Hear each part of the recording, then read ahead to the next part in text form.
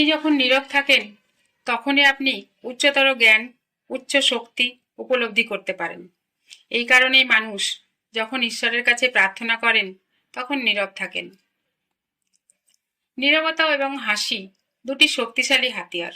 হাসি হলো অনেক সমস্যা সমাধানের উপায় এবং নীরবতা হলো অনেক সমস্যা এড়িয়ে যাওয়ার উপায়। আমরা যেমন আছি যদি তার চেয়ে বেশি ভালো হওয়ার চেষ্টা করি তখন আমাদের চারপাশের সবকিছুও ভালো হয়ে যায়। একজন শিশু একজন প্রাপ্তবয়স্ককে তিনটে জিনিস শেখাতে পারে: কারণ ছাড়াই খুশি হওয়া, সর্বদা কিছু নিয়ে ব্যস্ত থাকা এবং কিভাবে তার সমস্ত শক্তি দিয়ে সে যা চায় তা জানতে পারে। 1 মিনিটে আপনি আপনার মনোভাব পরিবর্তন করতে পারেন এবং সেই মিনিটে আপনি আপনার পুরো দিনটি পরিবর্তন করতে পারেন। সুযোগগুলি সূর্যোদয়ের মতো। আপনি যদি খুব দীর্ঘ অপেক্ষা করেন তবে আপনি অবশ্যই মিস করবেন।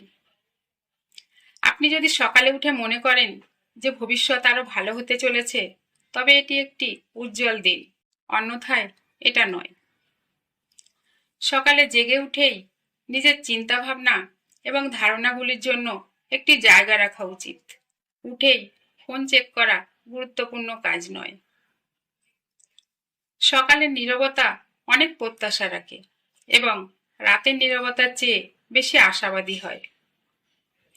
আপনি যখন সকালে উঠবেন তখন ভাবুন যে বেঁচে থাকা, নিঃশ্বাস নেওয়া, চিন্তা করা, উপভোগ করা ও স্বপ্ন পূরণের জন্য এটি কত মূল্যবান সুযোগ।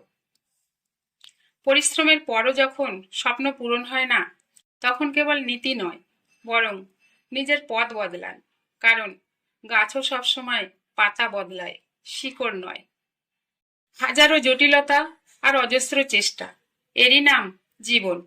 তাই নিজের অগ্রগতিতে এতটা সময় বিনিয়োগ করুন যাতে অন্য কারোর সমালোচনা করার সময় না থাকে। অসফল ব্যক্তিরা সমাজের ভয়ে তাদের সিদ্ধান্ত পরিবর্তন করে, আর সফল ব্যক্তিরা তাদের সিদ্ধান্ত দিয়ে সমগ্র সমাজকে পরিবর্তন করে। গন্তব্য পাওয়া যাবে কিনা, সুখের সন্ধান পাওয়া যাবে কিনা সেটা ভাগ্যের ব্যাপার, কিন্তু সেটার ভয়ে চেষ্টা না করা অন্যায়।